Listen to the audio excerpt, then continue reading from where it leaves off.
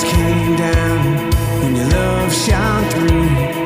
Now my life will never be the same. You love me too much to let me stay this way. Jesus, there's freedom in your name. Hello and welcome to the show. I am your host, and this is the UCAN Studios. My name is Isaac Walsh, and I'm here with James. Say good morning. Good morning. Before we get to James, if this is your first time and you know someone who's struggling with drugs or alcohol, please have them go to UCANMichigan.com. That's UCANMichigan.com. Click on struggling.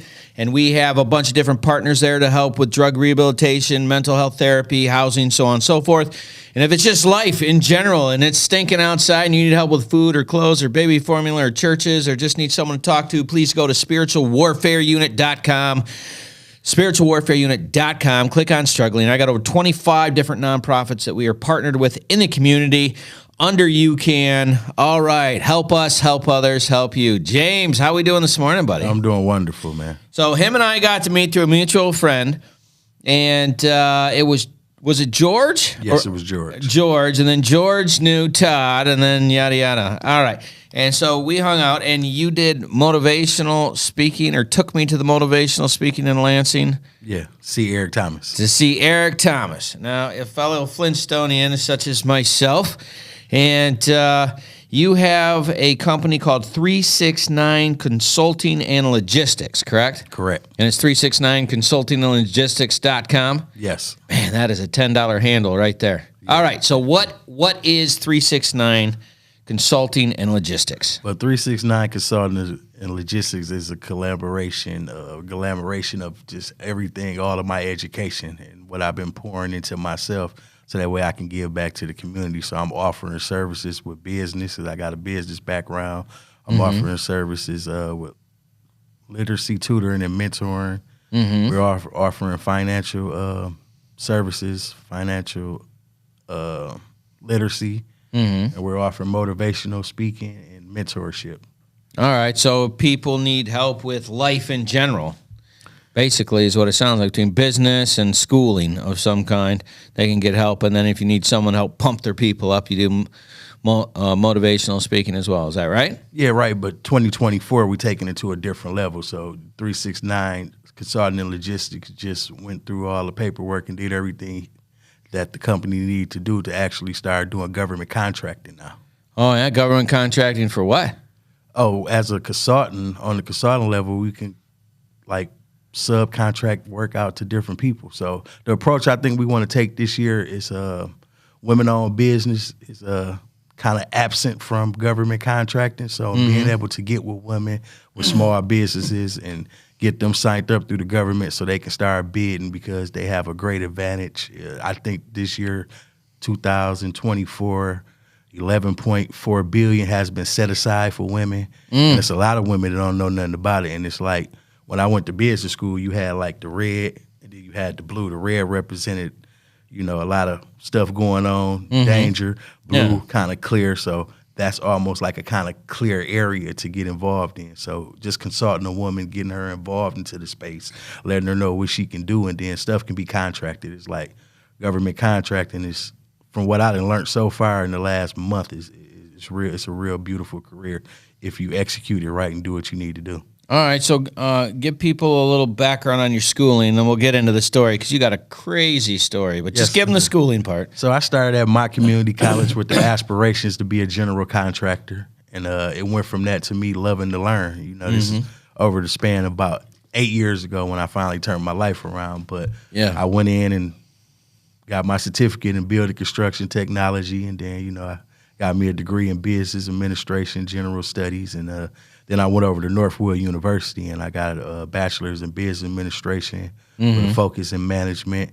Then I left there and went to Regent University, which is online. It's in Virginia, and I got a master's in government with a concentration in law and public policy, because I really like policy. And then I left there and went to Northern Michigan University and got a degree in cannabis law and policy. So just intertwining all that and putting that into my repertoire, into my tool belt, so I can, provide and give things to the community from all my education. I was a collegiate scholar. I'm still am a collegiate scholar. Now, what does that mean, a collegiate scholar? So that means coming out of Flint, Michigan, coming out of Mott Northwood, I'm recognized through the government, Washington, D.C., as an outstanding student. So my list is in the books with people that went to Harvard, Stanford, and all these big colleges coming out of Flint. So it's actually, it's great. 14, 15 semesters on the dean's list at Mott, just killing it. Vice president, International Honor Society. Nice. Helped Mott go from a 1-star to a 5-star with the team that they put around me as a vice president. So just took them to a collegiate level, internationally. Yeah, and all of that matters because your story's nuts. And I can't wait to get this. So it was good that we got that information first because you grew up in Flint, and you're how old? 41. 41. So that puts you in the 90s, 80s, 90s when you're growing up, right? Yeah, 80s, early 80s. So what was that like? Well, I was born cross-addicted to crack cocaine and heroin. You were born addicted. I was born addicted. All right. So they had to actually give me those drugs to wing me off of them to keep me alive. Went home with my auntie. Actually got back into the good graces of being able to go home with my parents and just was thrust into a life of dysfunctionalness. What do you mean? Well, prostitution, drugs, poverty. And you're how old? Back then? Yeah. Let's say probably maybe about a couple of years later, so at 2. At 2? So it probably took a couple of years for my parents to get it right for me to be able to go back home. Wow. So starting at 2, just seeing all of these different things going on in the house, and I thought it was a reality. I'm thinking that this is what life is supposed to be. That's just this normal. Is normal to me. So yeah. I had to. So how did you survive that 2, 3, 4 years old? Like, were you cognizant of this scenario? Well, I didn't know. I don't think I became cognizant of it until about maybe 4 or 5. And then what? So you're in this environment. It's crazy. I mean, the drugs, the partying, all of that. How did you? It was your normal. So you see that and it's just no big deal? Well, during those stages of development in your mind, and that's all that you're seeing and going to school, you're thinking that's normal because you don't know anything else. You haven't saw anything else. Right. So. Well, it's important to set the baseline. That's why I'm asking very specific questions. So you set this baseline, and then what happens? Well, we had different situations where, like my mother was into heroin, so it was to the point where I was trained and taught how to be able to keep her alive. So like if she They OD'd, taught you? Yes. Like if she OD'd, it was like you do a fire drill. I need you to put ice all on me and rub it all on me and keep me coherent and smack me around and call ambulance and try to keep me coherent and talking to me and yelling and being loud. So that way when the people got there, the ambulance, that they can come on in and get her together. So, I had to deal with that a couple of times. And then. And you were how old? First time? I want to say maybe about 8 or 9. And do you remember it being scary? Yeah, it was real scary. I mean, you imagine just doing this to your mother laying there on the ground and you knowing the procedure and what you got to do. And you got to be calm because every step of what you're doing is vital to keep your mother alive. So, it was very scary. All right. And then you said you had to go through that a couple times. What else during that time frame? Watching other people come in and out and sell drugs, and making friends with them and getting. So it's just a business. Yeah, it was a business. Yeah. What time? How old were you when you started making money doing that? Well, probably at an early age. I might have started when I was about. No, actually, not making money with that. I really started when I was about 10. I started hustling. I started going up to the store. Yeah, so what I did, I would go up to the store. It was a store called D&H Market. Yeah. It's on the north side of Flint. And I would go out there with my uncle, and he worked at a car wash. And, he would sit at the end of the parking lot under the light. We'd go towards the evenings most of the time, and I was sitting out there, and I would beg for change. I would ask people going in and out of the corner store, do they have some change for me? And they'd come out and give me $1, 50 cents, $5. It all depends. Yeah. And sometimes I made enough to be able to go down the street to Hinky Dinky to get some hot food, buy my uncle a drink, and still have enough for a couple of days to eat. So that's where my hustling started at. So you started hustling just to stay alive? Started hustling just to stay alive, yeah. At sometimes 10? Sometimes you get tired of the farina. Oh, And the peanut butter from the steak. Yeah, and the hot dogs and that cheese, it's not really cheese, and those and that cornflakes that was so hard that the white box. No matter how much you put that in milk, man, those things never got soggy. No sugar. So, Yeah. And then the milk, remember the powdered milk you had to mix? Oh, that's nasty. Yeah, so. Oh, yeah. That's back when you had to read the box, right? It makes it the right way. Oh, it's so bad. It was so bad. You're like, man, I would just, for a hamburger and some french fries, you know? Yeah. Yeah, no, I feel you. So at 10 years old, you started doing this. And the reason why I'm asking you these questions, because it actually makes sense why you do what you're doing now. One, you want to help people out of that scenario. And two, you whether we realize it or not, you were in a business scenario from the age of 2, 3, 4, 5, and you just kind of grew up in that. It was drugs, but that was still business. Yeah, correct. Right? So you're learning all of that. That's why I think you have a proclivity to wanting to learn more, because that's just how you grew up. You're in an environment that's like, all right, how do I do this? Yeah. And then when you did it, then you're like, oh, I got to switch this, but I still want to know how to do it, which makes sense with how your brain works. Am I close in that? That's pretty accurate as far as... that's dead on. All right, so you're 10 years old, and this is going on. What's the next step? Oh, the next step is... the next, like, crazy... So the house get raided, and I ended up... Hold on, how old are you when that happened? Let's say about 13. So you made 3 years. 14. And then the house got raided because? Drug activity. Oh, so it was a known drug house. Yes. Okay. So what was that like? Well, it was scary because all these different people rushing in, and it had to be about 10. So you're just sitting there. Sitting there, yeah. And then... boom, the doors fly open, get out on the floor, people running around with guns, and putting my mother and father and the other people that was around in handcuffs. So then I was took and I was awarded to the state. Wow. So now I'm in foster care. No way. At least 20 different foster cares. Because my idea of it was like, I'm young. I'm like, I want to go back home. This is my family. I love my family. So every home that I would get into, I would think if I act up, I knew the worker would come pick me up. And maybe eventually I'll end up at home. Right. Finally, they'll pick my parents. But that's not what happened. Now, do you think that's why a lot of kids act up, because they're just trying to get home? Or is that just what you decided? That's probably what I just decided, because some kids, even though you love your parents, the circumstances that I was in it was kind of really bad and egregious. Yeah, it was crazy. I grew up in a particular environment, and it wasn't terrible, it wasn't great.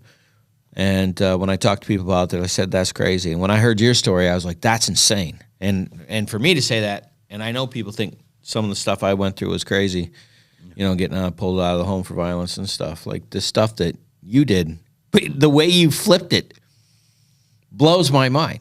Because so you go, because I don't want to ruin the story because it's unbelievable. But how long were you? You said you went to 25 homes. How long? So about 20, 25, 20. All right. So how long? What's the time frame on that? Every couple of months, or? Oh no, I had some homes I was leaving from the next day. No kidding. Yeah, because I had one home I remember I went to, and it was somewhere in Bad Axe, Michigan, and they had some horses in a stable, and I went out there and I'm throwing rocks at the horses, and the horses trying to get away, and one of them got stuck on the little metal rail trying to get away from the rocks, and they called the worker, and she was there to pick me up the next morning. So I want to say I did that for maybe back and forth in and out of homes for maybe 8 months, and then after that, we was riding one day. She's like, James, about to take you to this nice home. And I said, okay. So then we pulled up to St. Vincent's lockup facility, which is in Saginaw, Michigan. And she was like, I just got to go in here and pick up somebody else because they're going with us to the same home. And I was like, you want to come in? I said, no, I'll just stay out here. You going on? No, I think you should come in. So I go in. Next thing I know, get on the floor, take off your shoes. Oh, got him. A whole bunch of yelling. So all right. Well, before we get in that, we got to go to our first break. So if this is your first time, please go to Spiritual Warfare Unit, like, share, and subscribe. Sit tight. We will be right back. Taking a quick break from our podcast, I wanted to let you know about our life application program that we have for churches and nonprofits in the area that are trying to find programming that they can use in case the corona shuts you down and you're not able to get in. You go to spiritualwarfareunit.com. You click on our episodes, and you can check out our programs for as little as $29.99 a month to make sure that we're still getting the word out to those people that need it. Now, back to the program. All right, welcome back to UCAN Studios. I am your host, Isaac Wallace, and I am here with James Mayfield, and he's from 369consultingandlogistics.com. And he was just telling us about all the different 8 months, 25 homes, and you were looking to get out, hoping you would go back to parents, which wasn't an option, right? Right, was not an option. And you ran out of houses, so they said, this kid's too bad, and you went to Saginaw, and what was the name of the facility? St. Vincent's. So you go to St. Vincent's, and she says, hey, just come in and check it out, but really, yeah, it was for you. Set up, yeah. Yeah. I was baited in. Yeah. So you get baited in. What's that? Like, I mean, that had to be terrifying, right? It was terrifying. People yelling, and there's a lot of people I don't know. And then if something happened in the house that you don't like or somebody don't like, they call a group, which is a session, a therapy session where you sit down and talk about. So it's all new to me. I'm not used to talking to people or talking about problems. Not a big talker. No, not back then. No, not back then. Right. All right. So you go in there. How long were you in there? I was in there for about a year. Wow. And anything positive come out of that experience, other than you don't want to go back? I wouldn't really say none of it was positive to me. Just really, the yelling and the group, the way that they tried to structure me, I wasn't ready for that. I wasn't compliant to that. So yeah, so you bucked it. Yeah, I bucked a lot, but actually I completed the program, and then when I got out of there, the next step was St. Vincent's. I mean, not St. Vincent's, Methodist Children's Home. Okay. So I was shipped off to Redford, Michigan after that to a children's home where I stayed there for about 2.5, 3 years. Okay, and what was that like? Now, that was a little bit better. I got a little bit older, and it was more like it wasn't a lockup facility. They had nice little cottages, and it was its own community on a lot of land where we had our own church, our own gym. So what'd you guys do? We done groups and stuff too, but the thing what was good about that, you can make money, and then they would take you out into public where we can go to the mall. You was able to go get a job if you wanted to, and then we was able to go out to a real school. So I went to Redford Union High School, middle school when I was there. Yeah, what was that like? That was great. That was the first time that I knew I was really smart because I didn't have nothing to do but study. I was in there with a whole bunch of guys. And that year, I actually got a 4.2 GPA. I didn't even know it was possible. Whoa. That's a whole bunch of like A's and A pluses. Yeah, That's what my GPA said, and I just kept looking at it. And I was calling back home, telling my parents and my auntie and them, because that was like, who I went home with from the hospital. Yeah. That's who I latched on to, and I was like, 4.2. I was like, I'm pretty smart. And my uncle kept saying, I ain't never saw nobody ever with a 4.2. I'm like, me either. Yeah. But yeah, that's nuts. So you go through high school, your grades stay high? Well, no, actually, that was middle school. So I actually get out of there, and then I come back to stay with my auntie, the one I went home with. And you're how old when that happened? 16, 17. Okay. So 16, 17, that would make you what, sophomore, junior? Yeah. Okay. Yeah. So you go back to Flint? Yep, back to Flint. And you're going where? Beecher High School. I started back at Beecher. Yeah? Beecher High School. Spent some time there. And what was that experience? It was good because it was like I was surrounded by family, and then the community was strong and robust, and people knew that my family Beecher, because it's not a real big community, so everybody pretty much showed me love. Okay. So you come home, and what are you doing for money at this point? Well, at this point, my auntie and them is looking out for me right now, so, but I started smelling my own shit. Yeah. I was like, left them and went back home and rekindled the relationship with my parents, and then it was. What happened with that? I got with them, and had learned what I needed to learn, and like a business, and got deep into that. So you went back with your parents, and that got you into the drug life. Yes. All right. This is where I got to stop. I've been waiting for this moment. Like, that is extraordinarily nuts, right? And so your mind is, well, this is what my parents do, so how can I make money to help them? That's basically where your brain went. Yeah. Okay, full stop. Most people don't do that. Most people don't go, well, this is a scenario, so if I want to be with them, let me help them with this so I can at least have a relationship. You're like, well, they're addicts, so then at least if I'm making money, then I can spend time with them. That's how much you loved your parents. Do I have that right? Okay. That is an extraordinary thing. I didn't get to tell you that the first time we met. I thought that was amazing. That told me more about you as a human being than I think anything else. And I've been waiting to tell you this since the last time because I thought that was extraordinary because most people won't do that. Yeah. They will not do it, and you did that. Okay. And you were how old, 17? Yeah, about 17. All right. Yeah. I thought that was very cool. In the most backwards way of things, it makes perfect sense. Right? You're like, well, here's a scenario. So this is the facts. This is the information I have. What do I do with this information? All right. So you figure out the system and you go and say, okay, I can make money doing this. Yeah. And what happened? I flourished. I got to embrace it. I flourished for a long time, and I was able to get to a pinnacle and get to a high level with, with the successful business because I had my father there and my mother with me the whole way. For all the ins and the outs, like anything, it was like mentorship. And in that particular business model, that was good information. It was great information. Like I look at other people and they come from nuclear families and talk to them and wonder what my life would have been like, even though the way I was raised was very unorthodox. I wouldn't take it back because even though I was raised in the deal like that, it made me the man I am today. To be able to keep climbing and keep going to the top. And what I would like to say is none of this would be possible without God. Right. He has a plan and had a plan the whole time that he shielded and protected me through all of the nonsense. And he's still to this day pushing me to heights that no one will ever understand. All right. And normally I like to stay willfully ignorant of the story since the first time we hear, but how long was it before that van story where you went up to New York, you were telling... How old are you when that happened? I'm not sure, but I can say I was probably about 5 or 6 years into me.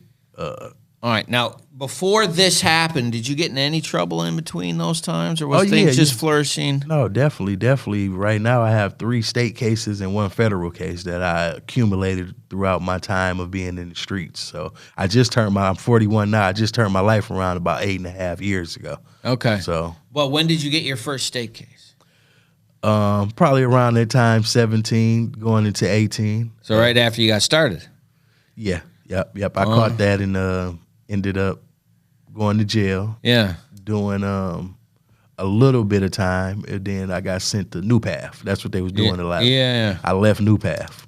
Okay. So was then what happened? New Path for about a year and a half. Okay. No, about a year and a half, and I caught another case. Yeah. So went back to jail, and on that particular charge, both of them was ran concurrent, and I went to boot camp. Okay. So that was one of the best things that could ever happen to me. I stayed in the county for 11 months. All right. Why was that one of the best things? Because when I went to boot camp, they tore me down and built me back up, and they created a confidence that I never had. All right. Tell me what you mean.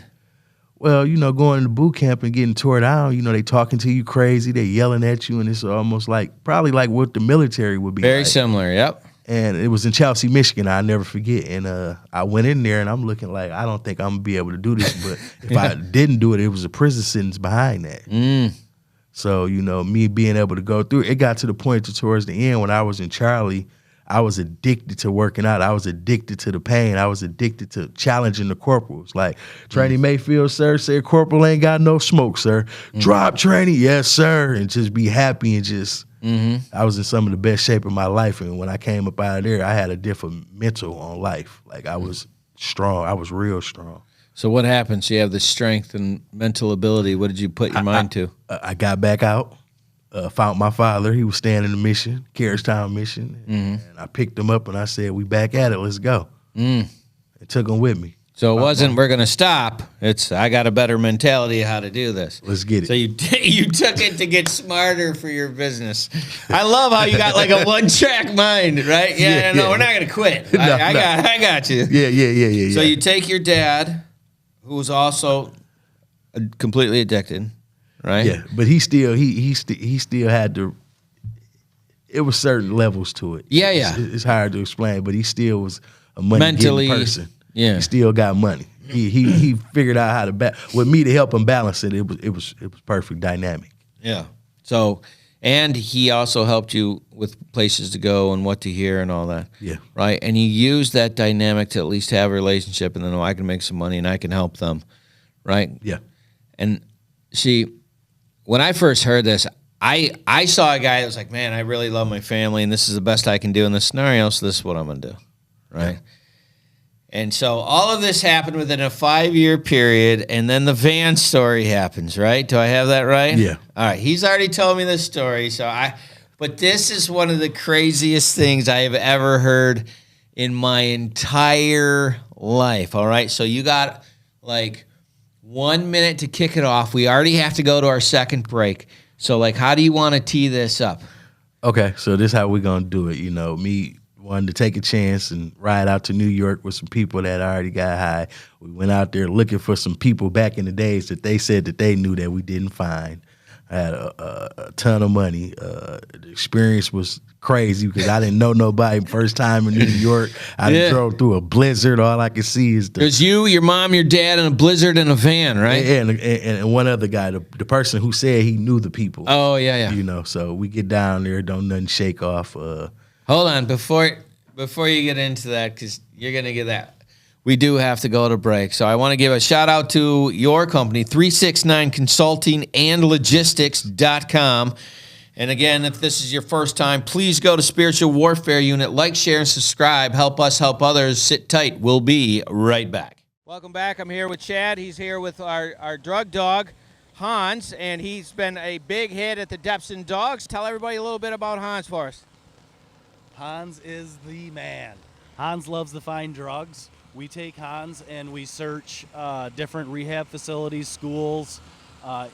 We actually got Hans to serve the public. So, anybody in the public sector that wants any type of search, if you send a kid to rehab and you want your house swept before you come home, feel free to give us a call. Schools, they're great deterrent as well.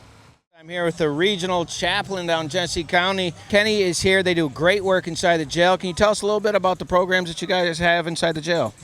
Yeah, we have an opportunity that the sheriff allows us to come into the jail as guests to share the gospel of Jesus Christ with each one of the inmates that want to hear that. We have programs within inside the jail that we have Bible studies. We have people that come in and do one-on-ones as the inmates request it. But all of that's an opportunity to give them a choice at a different life than with the choices that they've been made to get here. Outstanding, and they're one of our partners in the community to help people who are one of the people that help win, help us, help you, help those people around. I'm here with AJ. He's one of the committee members from Back to the Bricks. How do you think it's going today, bud? Good. Yeah, I mean, everybody's here. Everybody seems happy, and we're doing it up in Flint just right. Yeah, it's been a really good time. We're right by the jail, hanging out with some been very cool cars. And right to our left is their son was a deputy who had passed away. And so what they do is they have his car come out and they show it off at the different shows. We're sitting down here with UCAN and Reach the Forgotten and Spiritual Warfare Unit and Depson Dogs and Back to the Bricks, of course, with the cars because you guys are the cool kids. We try. You do it good. All right, we'll be around. All right, welcome back to UCAN Studios. I am your host, Isaac Wilson. We are here for Spiritual Warfare Unit, The Warrior's Way. My warrior this week is James Mayfield from consultingandlogistics.com. And you were just getting into this story where you have your parents with you, and they're the ones that test the drugs for you to make sure everything's good. Correct. And then you have a guy that says, I know this guy that used to take care of a lot of things in New York, and we're going to see this guy. Yeah. All right. And you're in the middle of a freaking blizzard. Yes. In a van. And what happens? Well, me, I always had that attitude, chances make champions. Right. So we talked about it, and I said, well, let's go look for him. So we pull up in the neighborhood. We ask about him. The guy's no longer around. I don't know the other people. I ain't trying to get robbed. I'm not familiar with New York. So we ended up getting the room, waking up the next morning. I had to get them together so they wouldn't be sick on the ride, pooping and throwing up, and found some people, and they was able to get them together. And I rode all the way back with nothing. But it was a good trip. I got to ride through at least 5 of the boroughs. It was cool. Met a cab driver. He took us around for a little while and showed us some of the boroughs. So it was cool. The bright lights, it was different. So come back to Michigan, it was a no-go, but at least I tried. And you didn't know, now you know. Yeah. So you get back, and that business adventure didn't work off. So what happens next after that? Just continue living and life and just getting money and just doing what I wanted to do and just growing the business. All right. So when's the federal case happen? The federal case happened towards the 10-year of the end of it. You know, it was a vicious cycle. But I have money and then I'd be broke, get money, get broke. And it got to a point to where, you know, my father was like, you know, it's going to come to an end one day. So you need to figure out something else to do, you know. So I said, well, you know what? I'm going to go to school. So I was fixing up a house I had, and feds came in, and you know, and I caught a federal case and got indicted. And actually, the weird thing about it, I was already going to school, had already started changing my life around, and walked away from the game. And one day, I'm on my way to class in the morning. I'm in my truck letting the warrant. It was about 7:30, and that's when the feds pull up and indict me. No kidding. That morning, took me right to court, and I never saw this before. I was in court like hour and 10 minutes later. Like they picked you up and you were in court. Yeah, about an hour and 15 minutes later, right in front of the judge getting arraigned. But that had to be terrifying. no, because By then you're used to it. Yeah, I'm not used to going to court that quick. I'm used to going to court within 72 hours and the thing. Right. So yeah, it was pretty quick. And then, but I was able to get out, and the judge saw that I was doing good. I was going to school. I wasn't keeping my nose clean. I wasn't getting in trouble. So I was able to get right back out that day on federal provision. All right. So went through that case. Ended up the Lord blessing me with a couple of years of probation. I was still in school doing good, so I only had to end up doing a year of probation, and I was cut off early. Oh, good. And what year was that? Do you remember? This had to be about 90-something? No, 2000-something? This was recently. This had to be about 6 years ago. Actually, when I was going to Mott and I was the vice president of the International Honor Society, I was on federal probation. But no one asked me. Yeah. No one asked me, so it's not nothing I just divulge and just say, I'm on federal probation. P.S. And by the way, I'm on federal probation. But hey, so if you need experience. Yeah. So no kidding. That's just amazing that's true, right? All right, so you're at Mott. You're the vice president of the International Honor Society. And your GPA is what? 4 point? Well, it teetered in between 3.5 and 4.0. But what I told my father before he died, because I had really started liking school, I'm like, man, I like this. I said, I'm going all the way with this. I'm going to be having straight A's and stuff. And he said, okay, that's what's up. And he was just smiling. And then, 5 days later, he OD'd. Wow. And died. And that semester, I got a 4.0 for him. And what year was that, 15? We're going to say this was about 6 years ago. No, this is about 7 years ago. We say 7. Okay. My father been gone about close to 7. Oh, so it's 2017. Yeah. All right, so you get straight A's. He passes. Like, how did that go? I was devastated. That was my best friend. I was devastated, but he came to me in the dream and sued me before his funeral. No kidding. Yeah, it was surreal. It was like he wasn't dead. And when I was able to navigate and not break apart like a normal person would, the relationship, I treated it as a homegoing. We all had white on. We all dressed white. We celebrated his life. And I never really grieved properly since my father had been dead. Really? Because it was a soothing feeling, like where he came to me and soothed me. There was nothing to be grieving about because it was okay. It was okay. Yeah. It was okay. The transition was okay, and he was in a better place and no more suffering. And I mean, how do you explain that to people? You know what I mean? Well, I don't usually too much talk about that. Yeah. It was just something that came over me, and when I woke up, it was like he ain't dead. And then, getting the funeral arrangements together and doing the funeral, I went up there and said what I had to say, and it was packed. And I to this day, I still never really shedded a tear, and that was my best friend. Yeah. All right, so he moves on. You do the celebration of life. Yes. You're going to school, and what happened next? I'm just going to school, learning, just getting degrees, taking Austrian economics and. What was it? Austrian economics. What is that?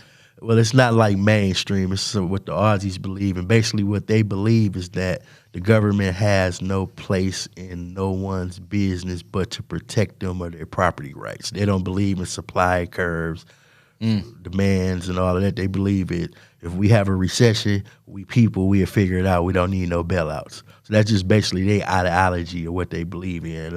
And I wanted to take that instead of mainstream economics. And what was the reason for that? That's how your mindset is? Yeah, that was just how my mindset was. I didn't want to.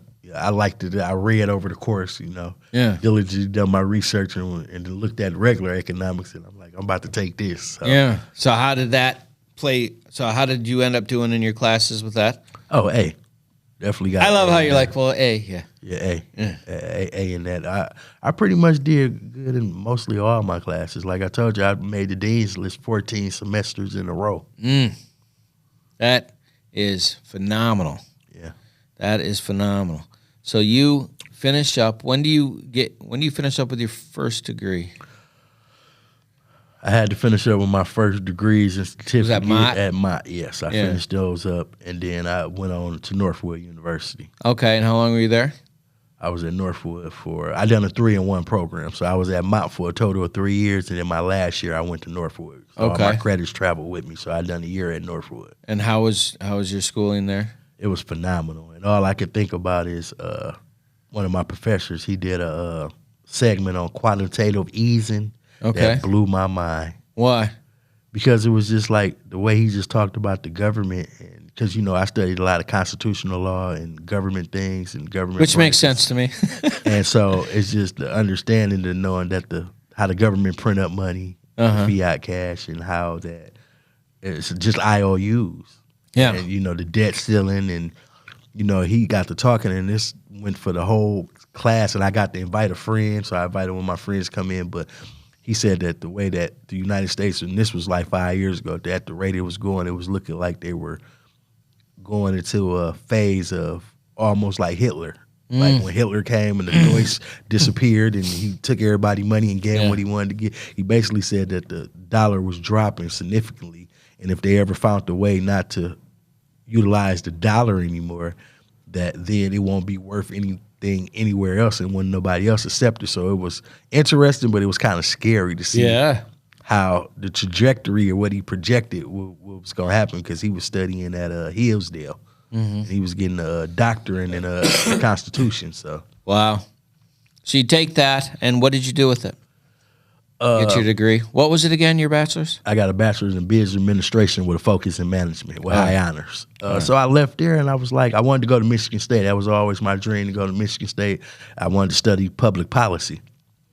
They had a rigorous program, and they was asking me about my felonies and all of this, and it was like I didn't want to not be in school, so going through the process of going back and forth with Michigan State for their program, and submitting the documents, I was looking at other colleges. I found this college in Virginia called Regent University, and they had some of the same standards, and it was almost like the same schooling I was just doing at Northwood, and they accepted me so quick to where I didn't want to keep waiting on Michigan State, so I transitioned to that because they had the Judeo-Christian values, and it was a private conservative, another college that I went to, and that's when I really took a hold and grabbed on to capitalism, because all the colleges that I was going to, they were preaching that, and I was actually in discussions, or we had online discussions with the teacher, and I could see people in my classes that used to be congressmen or ran for Congress, and everybody else was mostly Republican, and me thinking, in my mind, I'm a Democrat where I came from. I got to looking at capitalism and what they were doing in a different way.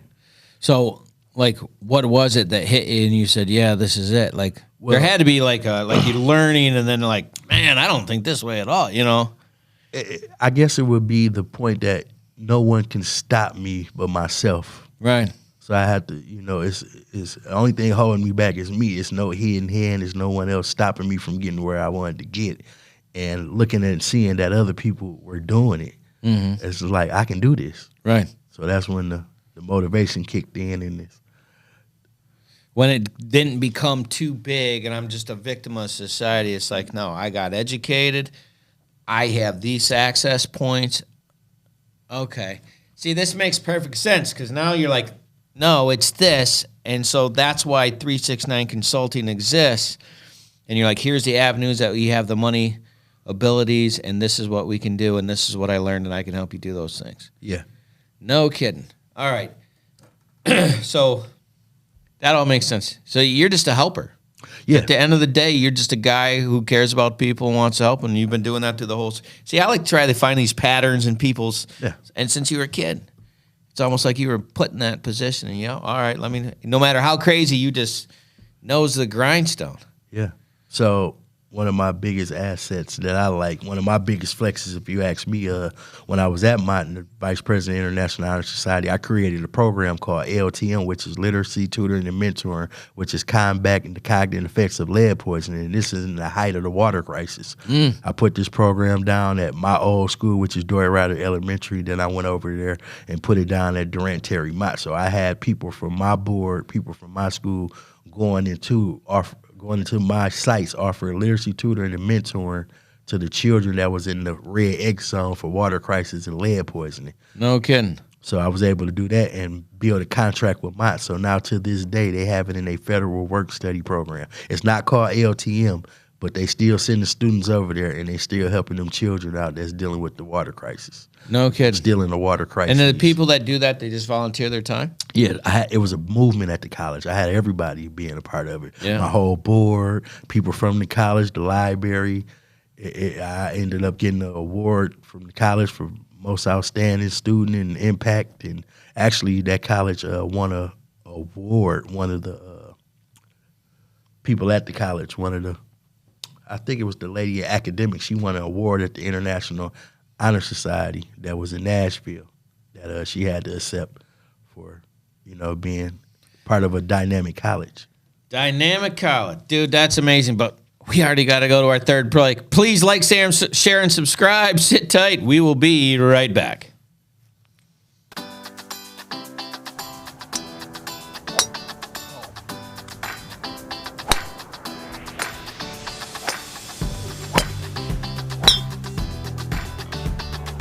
Hey, it's Aaron with UCAN. We're out here at our third annual golf outing here in the Genesee Valley Meadows. So, really good day. We have a great number of teams, great sponsorship, great people.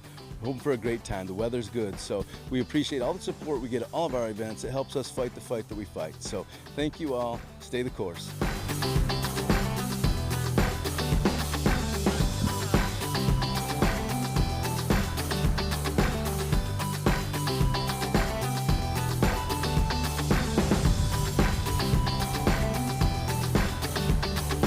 A lot of fun with a good cause. This is a very good cause, and I enjoy doing it. And my sons are with me today, and we're just going to have fun. We know we're not going to win, but we're going to have fun.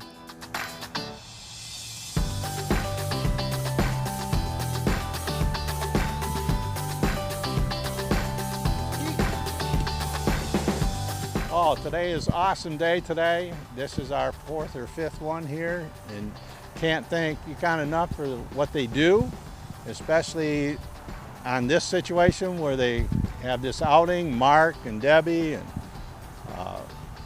all of them. It's just an amazing outing, and I couldn't think of it brings back memories, but it's a wonderful thing, and we really appreciate it.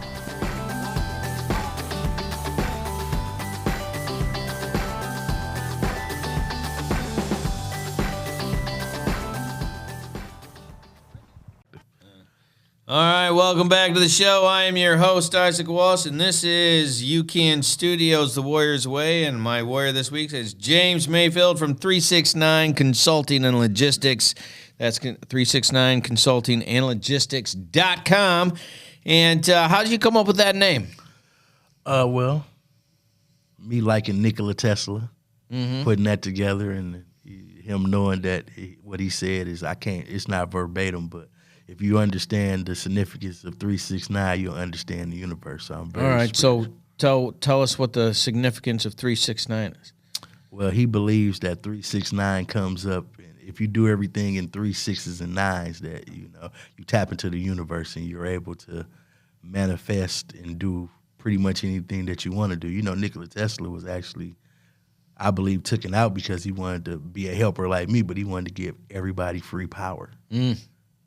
Yeah, with his towers and Exactly. shooting electricity out, and he proved the theory multiple times. It could go across through the atmosphere and so on and so forth. So I took that name because I liked it, and I kind of like him as an individual. He definitely did not have a boring life. No, he didn't. And neither did you. No. So you're going to school, and when did you finish? I finished school about 2.5. Well, no, we'd say about a year and a half ago. Your master's. I got that. After the master's, after the master's, I went and done another year and got a degree in cannabis law and policy. All right. Because I like policy so much, and the evolution with cannabis, I just decided to pick up the policy end on that. So what do you do with all of these degrees and things that you have, this information that you have? Well, like I said, I'm going to pour into people and companies with 369 Consulting and Logistics. I have a array of things I like to do, but one thing about me, I feel like I like to pivot. Like I can't just really be on a straight and narrow with something, because another door might open right here, and that might be the door I need to get through and go through. So whatever I touch turns to gold. Whatever I decide I want to do, I do it, and I master it, and I do it at the highest level that it can be done. My possibilities. Mm-hmm.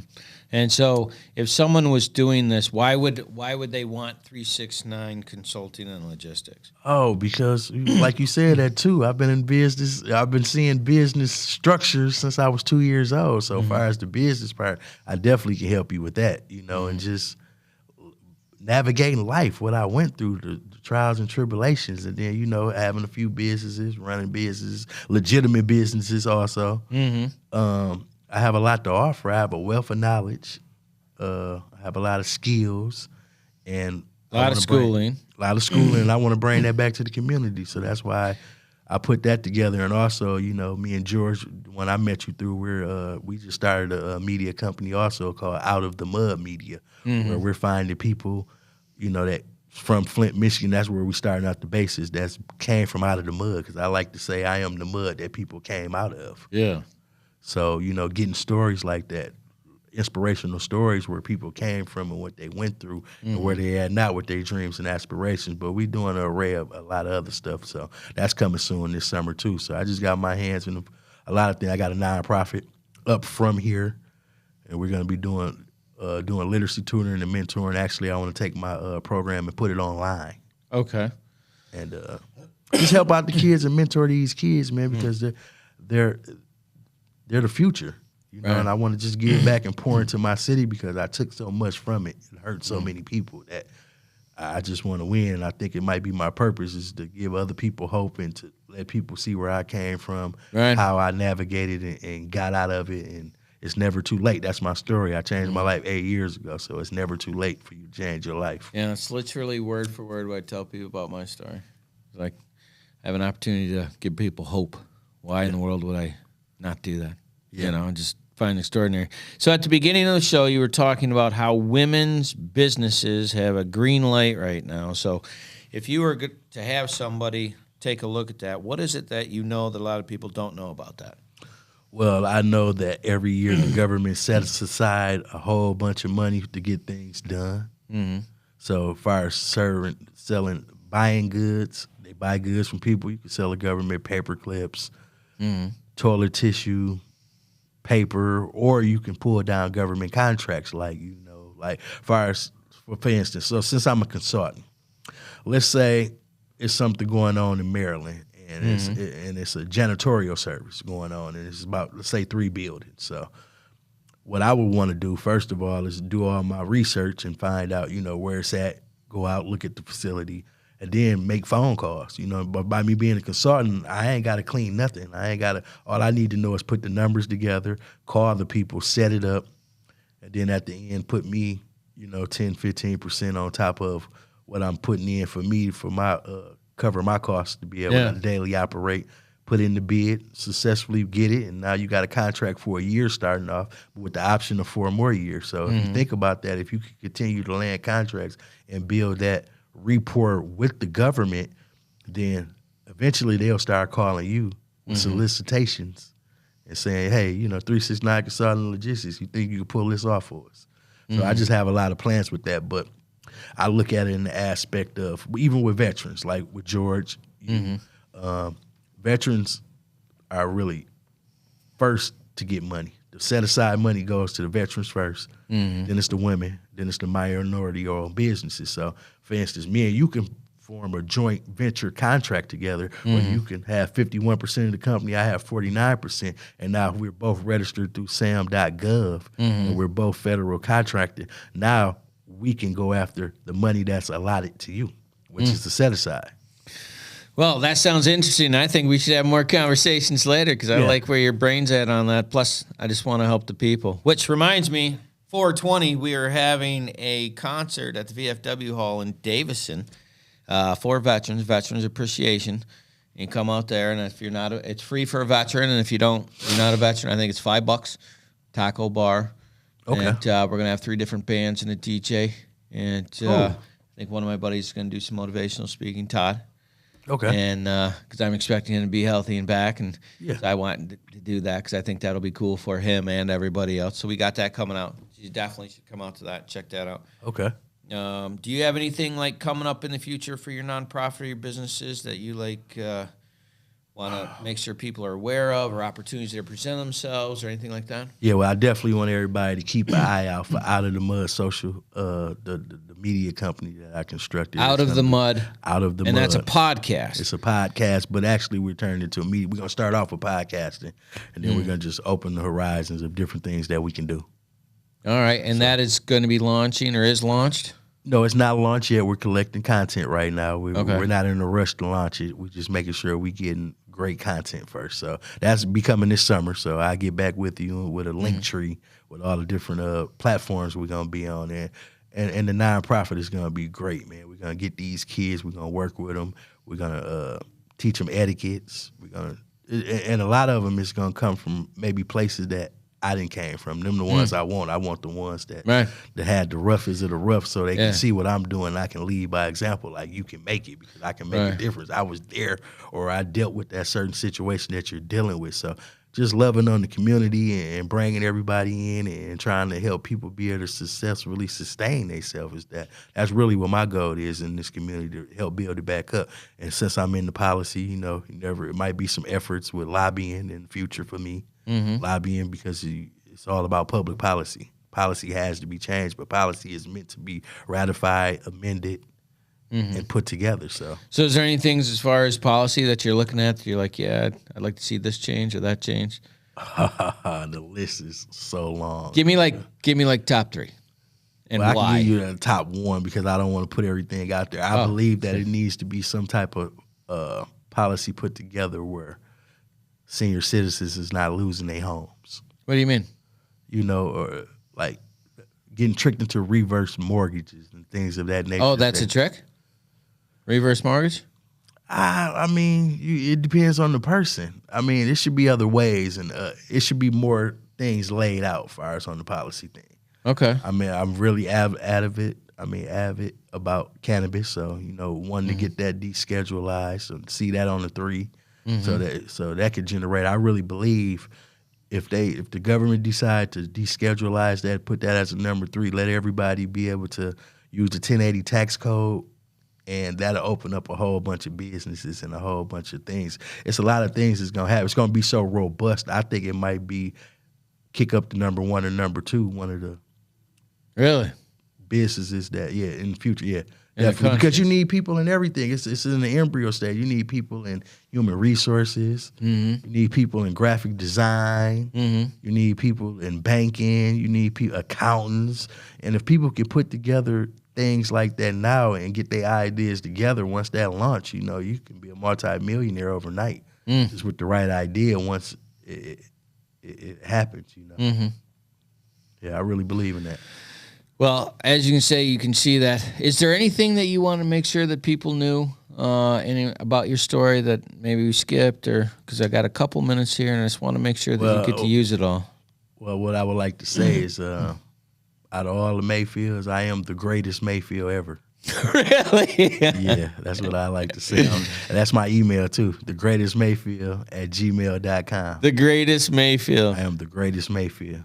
And have you done like a family history or anything, or is that just based off your experience of the other Mayfields? That's just based off the ones that I know. That you know of? Yeah, but I still believe I'm the greatest. Yeah, there's nothing wrong. Nothing wrong with looking at the most positive version of yourself, right? Yep. Well, the reason why I wanted to have you on, James, is because when you first told me that story, first of all, I laughed and then I was silent. Yeah. When you told me. And, you know, people go through difficult things. I've gone through difficult things. You've gone through difficult things. But a lot of times what happens is people go through that and then they're defined by that negative thing and become that thing, right? Yeah. If I was to ask you why it is that you didn't become like your parents, what do you think? Determination, and determined not to end up like that. I mean, you said that so fast. Yeah, because I done already thought that out. It had to be determination, and it had to be the Lord with me. Really? The combination of those two things is what helped me navigate through there. I was determined not to become a statistic. I'm the outlier. Really? Yeah. So the information came from, like, I guess what I'm trying to key in on here is you got that information from where? Because you went, like, because of your experiences or because experiences, books. I done a lot of reading because I stayed on punishment a lot. So for getting in trouble, getting kicked out, having an assigned seat in the principal office, you know. So a lot of summer days, my mother would actually structure me on punishment and, you know, whoop me and stuff. So during that time, I did a lot of reading and a lot of learning. Did you say that you had a scheduled seat in the principal's office? Yeah, I had an assigned seat in the principal's office. Assigned seat. Assigned You were seat. in there so much it was your seat? It was my seat. How old are you when that happened? That was at Dory Ryder, so I was in elementary. Same school that I put my program in, TLTM. I'll never forget Mr. Major. He knew I was coming every day or every other day. He knew I was there. The seat, remember you sliding the seat and had the brown thing lifted. Yeah. They was sitting in the office waiting for me. No kidding. Every time I went in there, no one else would ever be able to sit in there but me. What was the deal? I just couldn't get it right. I just acted out, and I was a product of my environment. Right, just violent and foolish and All of simple and all of those things. James, that is an extraordinary story. I love everything you're doing. Please go check out 369 Consulting and Logistics. That's at 369consultingandlogistics.com. I like the logo. I like the stuff you showed me from Out of the Mud. I love all that. Hopefully we'll be able to get you on our Etsy store so you can sell some swag, which would be great. We'll help you out however I can help you out. I freaking love everything that you're doing. If this is your first time to Spiritual Warfare Unit, please like and subscribe. We have people on that have experiences, that help people, do stuff in the faith and community world. If you know anyone that's helping, please help us get the word out and help us help others. Thank you so much for coming in, and we will see you next time. Do you have a nonprofit in your area that's doing a lot of work that people should know about? Feel free to contact Spiritual Warfare Unit at 810-715-9319, and we would love to have them on to see what good they're doing in the community and find out their story. Thank you so much. Spent so much time believing the lies. I knew I wasn't meant to live this way. But my walls came down when your love shone through. Now my life will never be the same. You love me too much to let me stay this way. Jesus, there's freedom in your name. You break every chain, oh Lord. 'Cause you are above every name, Jesus. Oh, you set me free.